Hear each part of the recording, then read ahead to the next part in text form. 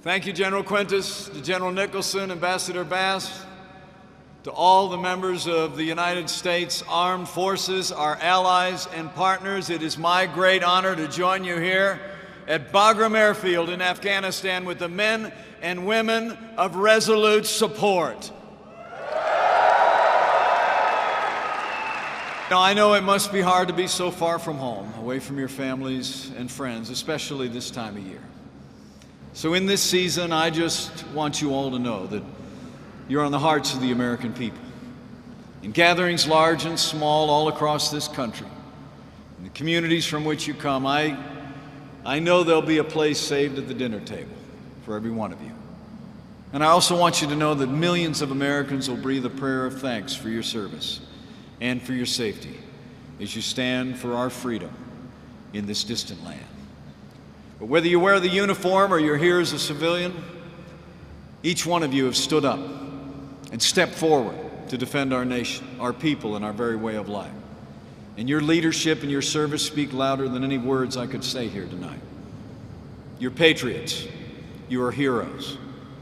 You did not, as that old book says, love your lives so much as to shrink from this calling to serve and defend our nation. And while you come from the rest of us, you are the best of us. Every day you prove a truth of history anew. The armed forces of the United States are the world's greatest force for good, and you are a part of those armed forces here in Afghanistan. And during this special season, this very base, Bagram Airfield, has been at the heart of our campaign from the very beginning. It's a bastion of strength and a beacon of freedom in this corner of the world.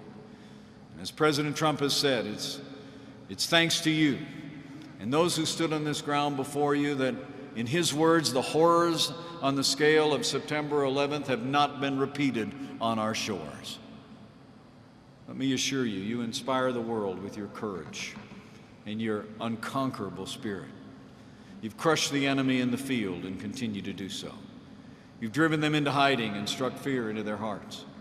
You've given the Afghan people the hope of freedom, the freedom to determine their own destiny and chart their own future. But as we all know well, these great achievements have come at a great cost.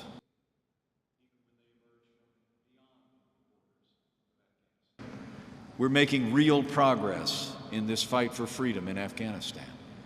We've dramatically increased American airstrikes, and together with our Afghan partners, we've put the Taliban on the defensive. We've prevented them from launching a major campaign against a provincial capital for the first time in 3 years. We've targeted the Taliban's funding as never before through renewed attacks on its drug trafficking networks. And thanks to the leadership of your Commander-in-Chief and the courage of all of you, in another field of battle, ISIS is on the run.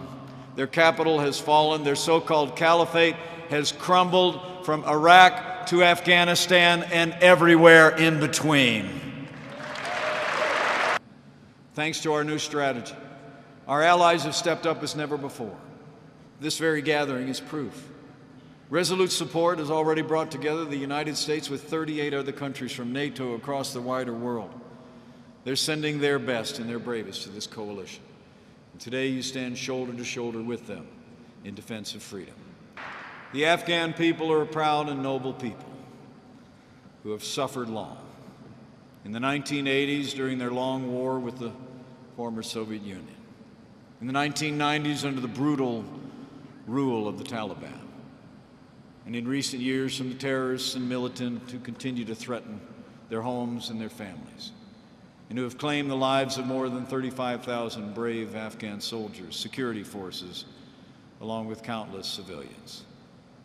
But through all the strife, through all their struggle, the Afghan people, those you serve alongside in their armed forces today, have never lost their love of freedom, never lost their courage or their yearning to live in a land free of terror and war.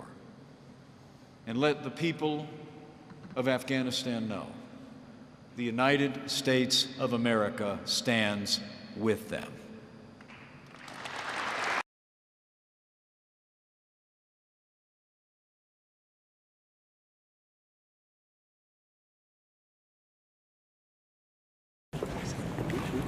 Where do you want me to stand?